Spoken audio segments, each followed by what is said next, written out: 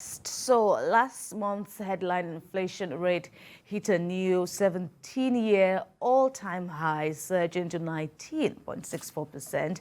This from the 18.6% recorded in the month of June this year. Now, one of the key drivers of this figure is food inflation caused by the rise in the prices of bread and cereals. Well, food products such as potatoes, yams, and other tubers, plus meat, fish, oil, and others. Now, the continuous spike in Nigeria's inflation rate is leaving many Nigerians barely surviving as they are struggling to keep up with rising prices for basic foods. And that's what we're discussing. Now we have in the studio with us an agricultural information broker, African farmer Mogaji. It's good to see you again. Welcome. You for having me. Welcome Good to the program. Welcome. But we've had similar discussions in the past, recently, in fact, about the rise of food prices and all that. Has anything changed now? A little bit of research revealed that the agricultural sector grew by 1.20% for the second quarter of this year. I don't know how it all translates to you, if you see any changes somewhat. There's really no change in the sector. So when they say it grew by over 1%, that's very small when you consider the population that needs to be fed. When you match it vis-a-vis 5 years ago, 6 years ago, the numbers are not looking good. So it's not growing. All this data, grows, but in the market, nothing grows, So basically, we need to really inject some thinking, a lot of actions, strategic actions, basically system thinking. One of the fundamentally missing component is system thinking, where you just don't think, how can we reduce the amount of money put into rice importation? And you think about how can we make food available? So rice is a product, but starch generally, people buy more yams, plantains, cassava, the cassava, the tubers. So system thinking is, what do people buy the most generally, not just rice, reducing the dollar, So when you check those statistics and you break it down on the number of trillions spent, then you know how. And basically, what has been a challenge, and is still a challenge in 25 years consistent, is you find initiatives that want to address one product. And when I say one product and one value chain, so you want to increase just rice, you're not funding rice mill, you're not funding logistics. It's that whole value chain. Most importantly, you should be heavily investing in seeds in terms of making sure that we are producing the seeds we need. So if you don't approach that system thinking across that value chain and not just focus on go and produce, before you produce and after you produce, what happens? We've been hearing conversations on rice. In itself is good. But we only have one major type of rice. There's basmati rice, which brings more money, to the farmers because it's more premium rice. So can we also grow more premium rice? Can we have this rice taken to the level of the basmati? But do we have it in Nigeria? We can grow anything. Technology has so much improved that we can grow anything. If, there are different regions that can do different things better. But at a certain period, like dry season, everybody can grow anything. And we have the resources.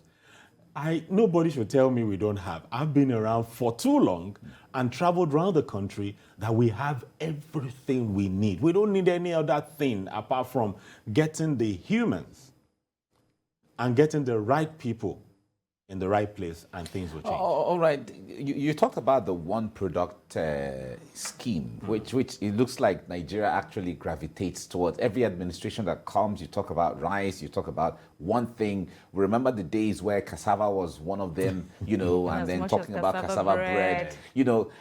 I was so hungry for that cassava bread that I had to hunt for it somewhere, and I got it. It tastes really nice and amazing. But the issue there is, in Nigeria, you said we can grow everything, and I believe. But where is our comparative advantage when it comes to crop products that we can leverage on? Like we have oil, where oil gives us almost everything that we need when it comes to foreign resources or foreign exchange. What is that comparative advantage that we have as Nigerians or as Nigeria as a country when it comes to agricultural products? 1, cassava. 2, yams. 3, corn. Wow.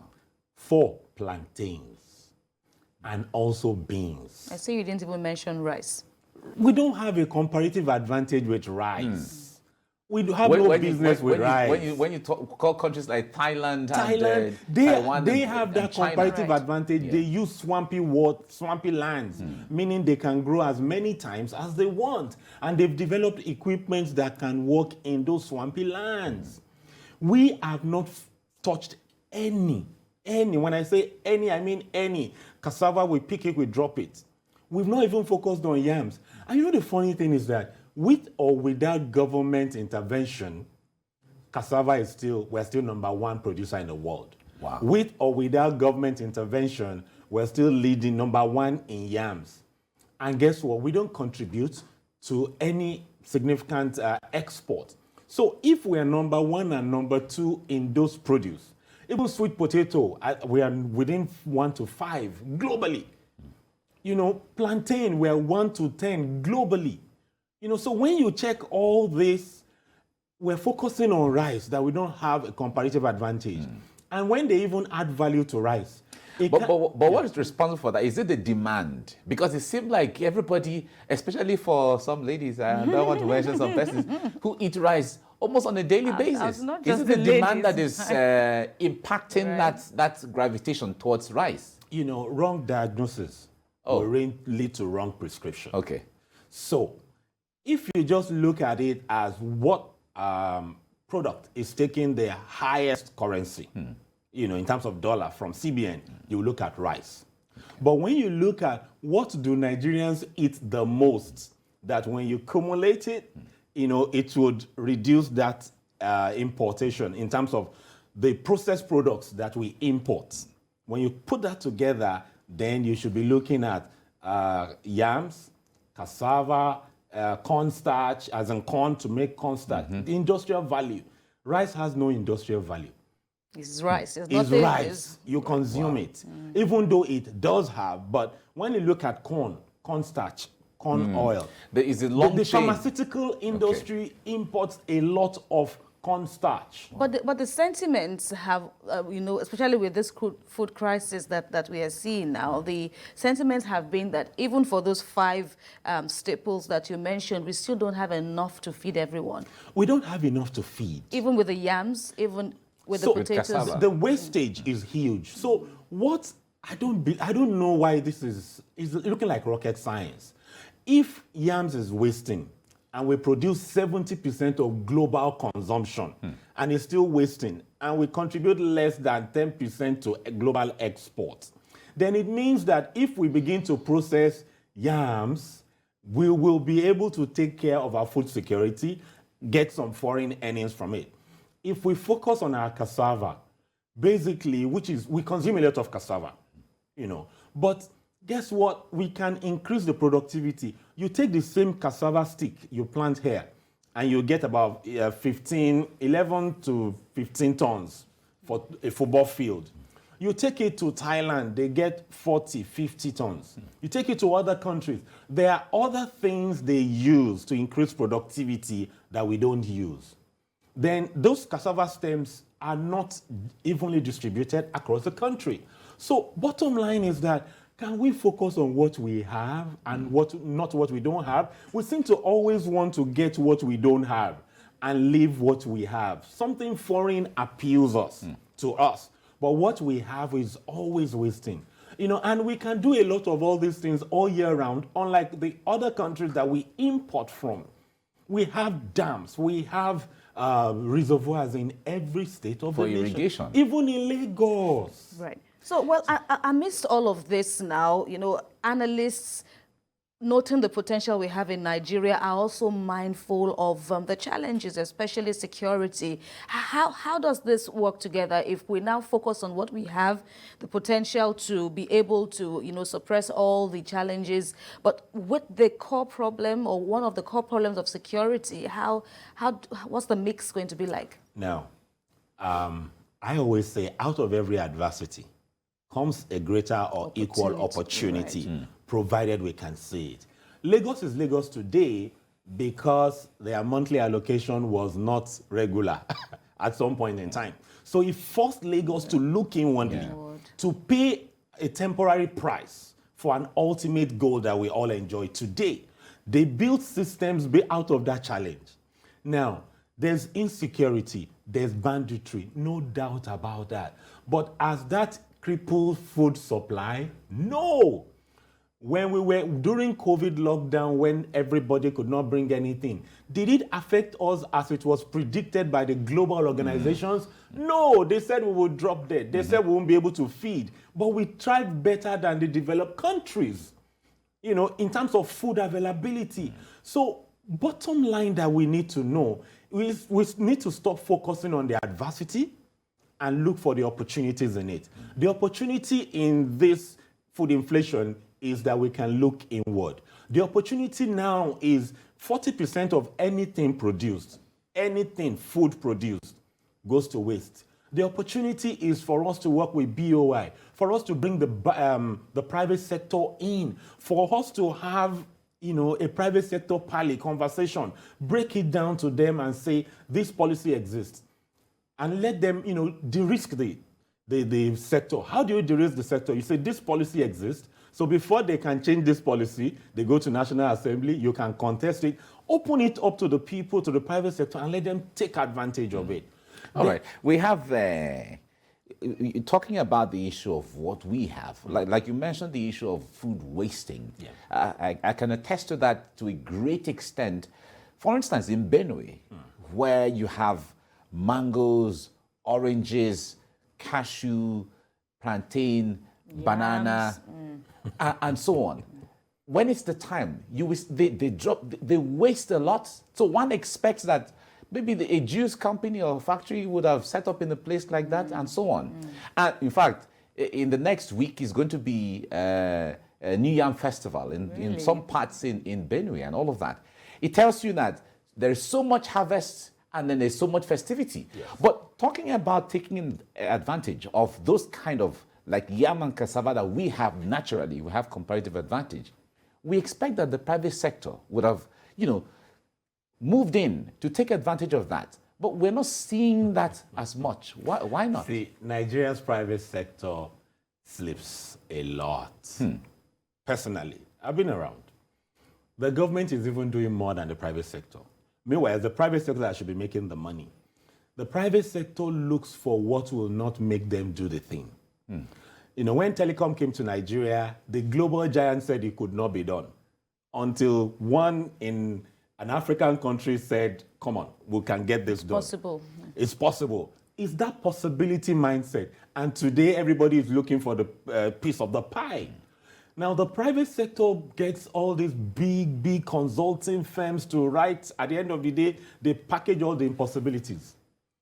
Meanwhile, the rural farmer, the smallholder, and also small enterprises are doing the thing. It's just that they need to scale. Now, the financial institutions will mostly just fund the structured business and not take a risk with the unstructured business. So let me paint some example with that. There's a bank in this country that has over 8 billion naira, a fund given to them for youths. Now, they want to give the funds out, by interaction. They've been giving out trickles. They want to give the fund out. The youths are online, but they are not online checking for the right things. Now, the same organization that gave them that 12 billion, May 12 or May 18, gave another 27 million US dollars for youth to another bank this year. So is it a function of funding for youths? And those ones, even, you go to their branches, and none of their branches know the fund is there. I still went around yesterday. So the money is not money. It is one, unlocking information available, and deploying that knowledge. So bottom line for us to be able to do all these things is the private sector needs to wake up and understand that agric is unique. Agric is unique. There are a lot of vagaries attached to it. It's working in India. There are so many models that have worked in developing countries, so we need to embrace those models as against wanting to do it large. The big names that I will not mention in Nigeria, they've all invested in agric and made a mess of it. You hear, they are all abandoned. Why? Because they don't work what works. They don't apply the model that they are doing, their counterparts in India are embracing. So there is a model to work, and it's a social enterprise. You can't go to agric with strictly profits. It must be profit and impact for it to work. It's missing in Nigeria. Government is just focusing on impact. Private sector is focusing on profit, but what is working globally? So they're working at cross purposes. Yes, is a social enterprise where everybody's interest is protected. Talking about investments, of late, even before this year now, we've seen more and more wooing of, regular people to come invest in the agric, sector. And of course, we're also seeing more and more people making farms from the little space in their homes in the cities. To what extent, how sustainable are these efforts? First on the one hand, trying to woo more and more people to enter into agriculture, either as an investor or an outright farmer. And, the fact that people are now getting to the consciousness that perhaps we can also produce what we can eat. Yes, so there's been a bit of mixed opportunities and challenges with that. There's a lot of developments around the investment value chain, funding value chain, of various investments. However, there are two major things that has happened there. One or three. One is government policy.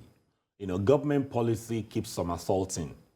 And I can say the only thing constant with government in agriculture is a policy somersault. It must somersault.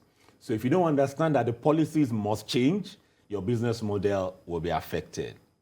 30 years going, it must change. Whatever they say today, 2 years down the line will change. And already, when you receive investments, like to set up a poultry now, which happened to many people, you set up investment to set up poultry, and suddenly, in one day, government just banned maize. And just said, well, they not banned. Technically said we will not give them money to import, forgetting that we had drought, we had flood, we're not going to have enough. And so the price of corn moved from like 40,000 to 150,000, eventually to 200,000 naira per ton. The same quantity. Same quantity, and stayed for a year. So all the people who received the investment genuinely were in trouble. Now, banditry is not helping out, but guess what? There are areas we need to look beyond, like, say, this area, Northeast produces this, Southwest produces this. Everything that is produced in the North can be produced in the South now. If the North is having issues and the South is not having issues, can we invest in that? The alternative. To cushion that. So that's system thinking, which is missing, And again, we have many people floating like investment platforms that they are not grounded. They don't have the robust knowledge, and they don't have the experts that can make things happen. And also, again, with government just needs to create the platform. Government needs to come out that we have this lying fallow, we have that lying fallow, and people can take advantage of that. Government needs to hands off a lot of things now, and fundamentally, government is killing the sector unconsciously. How is that? And when I say government, I mean put together. Yeah. Now, and this is a trend, and I'll just back up to this 80s. Now, agriculture developed Nigeria, but people seem to just focus on it is oil that we discovered that messed that trajectory up. No, it's not oil. It is human capacity. So what began to happen in the 80s and 90s is the people in the civil service that they did not like, that offended the powers that be in every department or office, were sent to the farms, the farm project, to go and as punishment. So when they go as punishment and it's not what they knew, what happened eventually was you had the wrong capacity handling affairs, so it began to go down. That is the primary reason why we are here. And when you check most of the civil service today, it's also somebody who read history that is in the agri department. When you check some of the basins, river basins, some of them have in time, because I don't want to mention names, in agric, like extension, you have somebody who was in the Ministry of Foreign Affairs all the career, 3 years to retirement, brought to head the extension. Check the river basins, that's what you have. So I'm willing to pull out so I can push some of these things out. So bottom line is that when we're talking about food security, when we're talking about food inflation, and you are bringing people without the expertise in those capacities, it becomes a challenge. What is the role of research institutes? We have set up all of these. In fact, Nigeria has the model is really good, where there are research institutes for tuber-related crops. Yes. There are palm-related institutes. There are some for animal, aquatic life and so on, spread across the country. We even have universities of agriculture also spread across. What are the roles of all of these? Because we expect that if we're having those kind of challenge, those institutes should step up with you talked about expertise, you talk about the issue of the latest equipment or latest ways of approaching some of those kind of things and research and all of that. What are their roles? We're having this challenge. Now, when it comes to research, as at now, to get us out of where we are, we don't need any foreign input. We don't need any foreigner to come. All that is needed is in all of our research institutes gathering dusts. About 10 years ago, I went to a West African country looking for opportunities. I do that once a year. Just go.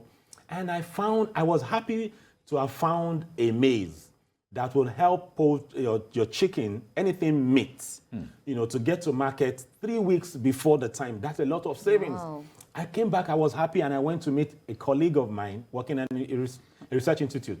I showed him, and he took me to the seed bank. 8 years. And lo and behold, it was there. It was there. 8 years, it was already there. Wow. I can tell you this. The corn seeds that is generally used in the country Nigeria today, and we're celebrating that of the performance, was developed 30 years ago. Was in the cooler in Ibadan 30 years ago. So there's nothing new. We have the professionals. We have the experts. We have the research conducted. We only need people in administration who would first look inward before they go get outsiders. Once we don't value our people, then we have the structure of the colleges of agriculture. I turned out my university admission to 2 universities to go to a college of agriculture that was not popular. They called them monotechnics. These are, trained institutes. We need to focus less on certificates and what people can do. So even hands-on. Hands-on. Practical experience. In year 1, you must plant and harvest 10 crops in year 1. In year 2, you must deal with all the livestock. So by the time you are coming out at ND, they don't actually expect you to go for HND. They expect you to go and start producing. HND is added advantage. And the university, you have the specialized universities. You have also the mixed universities. So bottom line is that we have the structure. We have everything we need. The only challenge is we are not using what we have. Which brings me back to my earlier question that I asked you. I wasn't sure whether, because you answered the one leg, but then the issue of more and more people going into production. Yeah. Of course, not necessarily the large scale that you just talked about, but it appears that is also the future. Well, that is not sustainable for the future. Okay. When you consider the rate at which the population growth is.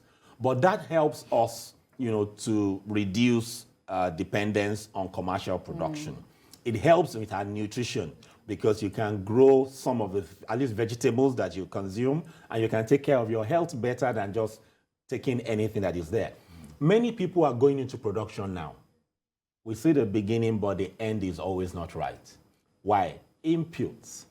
Input is substandard, heavily substandard. So you have many investors putting money in agri. In production has increased, but productivity and output has dropped. So bottom line is that we need more people who will get the right information and work with experts. Nigeria is a place where people don't like paying for experts. So they say, oh, we know how to do it. I've seen that happen. We'll manage it somehow. Yeah, many projects, multi-million projects, they just say, no, this is how I want it, not this is how it should be done. And so they do experiments with their production. That is what is mostly available. The war in Russia and Ukraine has been mentioned as one of the challenge, around it. But how does that really impact the challenge of agriculture in our country, especially when it comes to inflation? Now, you see, contrary to popular opinion, the war in Ukraine is Nigeria's biggest opportunity. Opportunity? Yes, Okay. it affects wheat. Outside wheat, what else? Do you get? It affects a value chain. But guess what? Ukraine produces sunflower oil. Gombe, the whole of Northeast, North Central, Southwest, all states in Nigeria can produce that sunflower oil. Are we having that conversation? No. We grow sorghum, millet, and coal that can replace some of the things we use wheat for. Are we doing it? No. In Asia, they use more cassava for their noodles. Now that wheat is not coming, we should be focusing on how do we convert our cassava to use it for noodles like Asians are doing it. Are we doing that? No. So it's an opportunity. All right, African Farmer, will put you on hold. You've just opened up another, vista of more engagement on this issue of resolving Nigeria's food crisis. Thank you for staying with us. You're watching TVC Breakfast, and we have been speaking with agricultural information broker, African Farmer Mogaji, and he's, profiled many options that Nigeria can, toe in the bid to resolve the food crisis that we have on our hands. And of course, the lingering problem still remains, prices skyrocketing. You buy your basic food items in the market today. By the time you come again tomorrow or so, the prices, don't remain the same. Well, I know you were speaking earlier about, a particular point, but I want to also take you back to the issue of plant variant that you mentioned. You said so, and it also reflected what I had gathered earlier, that, our variants happen to be like some of the lowest, or would I call it the poorest in Nigeria. And Mike also asked the question about, what roles research institutes, are playing. I want you to help marry this, because my takeaway from what you've said is that, our institutes are still capable of, giving us, variant, but why are we not seeing it reflected in the kind of crops and yields that our farmers, reap? Okay, so fundamentally is mindset. We are still colonial in how we think. It still must be foreign to be good. They take our researchers out to work, do the work, and return the person and keep the research. And we go take those research, bring it back because it doesn't have their name on it, and say bye. What we need, South Africa developed during the apartheid because they looked inward. China wasn't focusing on the world when they were developing themselves. They were looking at how can we feed ourselves. America developed because they didn't want to get anything from Europe or UK. Now, until we use ourselves, Nigerians need Nigerians. And guess what? We'll see all over the world where they're leading in anything. Until we begin to say enough of paying foreign dollar, exporting even our dollar to get these foreign guys to say, who is the expert inside? Not who knows someone, who has been doing it, and who has done it not just in research, but commercial. Because what normally happens here is that we bring researchers to sit in commercial operations. It doesn't work. The special advisors and co are technical. You have technical and you have commercial. So bottom line is that we need a practical approach. One of the things I like now is that the 3 presidential aspirants are entrepreneurs. So because they are entrepreneurs, there are some fundamentals that will come on the table come 2023. Things will never... Although we have more than 3 presidential aspirants. The major ones. Well, you mean the major, Yeah, the major ones. Okay. The major candidates, at the forefront are entrepreneurs. So we cannot go back because the entrepreneur mindset will kick in. Then they have to cut costs. They have to look inward. They are involved in turnaround management. So things cannot remain the same. Where we are now looks bad, but for 2023 going forward, whoever comes in will be forced to look inward. I only hope also that it won't be it would be merit that will get them in. But bottom line is now we need to marry things together. Okay. Now, there has been so much focus on the federal government. Federal government has to do this, federal government has to do that. But when it comes to agriculture, I believe it's even more local than up there. We remember the days of the granite pyramids in Kano and all of that. Now, the federal government, it was a product of the regional government at that time. But now that we don't have the regional governments, we expect that states like Kano, Katsina, Kaduna, and Jigawa, maybe a few other states can come together to say, okay, we can pull our resources together because we have something in common where we can bring back those pyramids, for instance. If you go to the northeast, of course, you can talk about issues around millet, guinea corn, and so many other cereal and so on. They come together in their own. You come to north central, like Benue, Taraba, and also Nasarawa State, you can talk about the issue of yams and cassava and so. Why are states not also pulling their resources together? Leave federal government alone. Let's do something within ourselves. I've always said this. We have wrong diagnosis. We always focus on federal government, which is wrong diagnosis. It should be states. When Nigeria was leading in almost any agric produce, it was regional. It was the states working together. They have the same climate in each region. Yeah. They speak the same language. They have similar conditions, similar cultures and co. You speak Yoruba in Lagos, everybody in Southwest will listen. You can understand. So bottom line is that we need to go back to that regional conversation and begin to work together. So if Oyo, Ogun, Ondo, and Ekiti pull resources together to focus on like cassava, it's easier for everybody to pull it together and sell to the north. See, when we were trading together, we stayed together. We fought less. Trading regionally kept us together. And what can bind us together again is trading regionally. We must look at states. Our governors need to take more responsibility. The governors blame federal, and federal has nothing to do. The resources of federal has already been invested in every state, underutilized or abandoned, but the state governors are not taking responsibility for that. The anchor borrower project, which is federal for every state, some regions have embraced it. Many regions have not, especially South generally. Why have they not embraced it? It's required that you make a counter contribution. If you want to get 1 billion, bring 200 million, and we'll give you 800 million. South governors don't want to part with many of their money. They only want. I stand to be corrected. CBN should release the figures.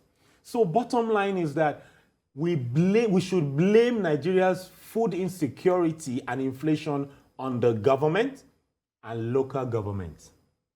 All right.